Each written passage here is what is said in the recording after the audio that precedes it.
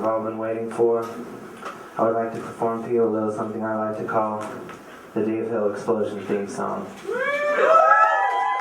Alright, so I got asked to host this night of bands at some gallery in Williamsburg. It was going to be a Weezer tribute band, this other band. This guy asked me to do comedy sets in between and host, and I was like, well, that sounds like a bad idea. Normally I don't drink before I go on stage, but I was like, I should probably have a few drinks.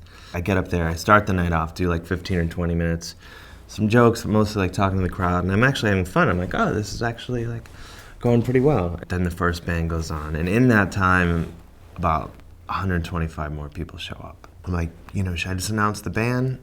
Seems like people want the band. And he's like, no. Right away, about half the crowd is like, fuck you, you're not a Weezer tribute band. And then I say, oh, these guys are the Blue Album group. I have some friends, they're called Pinkerton. They're kind of cooler, the sort of a Weezer joke that, Pinkerton's considered like their cooler album. So I was like, that's a home run, Weezer joke. And the band thought it was pretty funny, but someone in the audience didn't think it was very funny at all. And suddenly I get pelted in the head with a coin, just nailed like on the forehead. I'm like, whoa.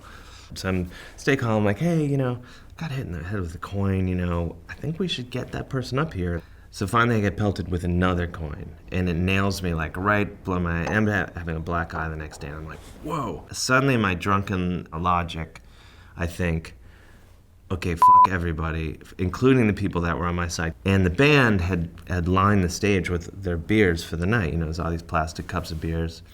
So I take 2 beers with each hand, like kind of pinch them and just go, whoa, grab 2 more. So I've thrown like 8 big ass beers. People are like, fuck you, asshole, like chanting, throwing all these cups at me. This night is completely in the shitter. I'm gonna make sure it's worse. I'm like, just do whatever's the wrong thing I can do right now, I should do it.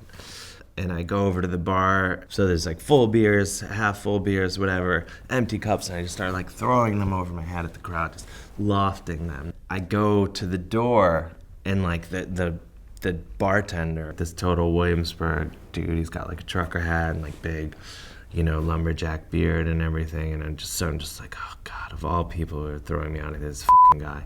Right as I'm walking out the door, I just like, take his hat and I start sprinting.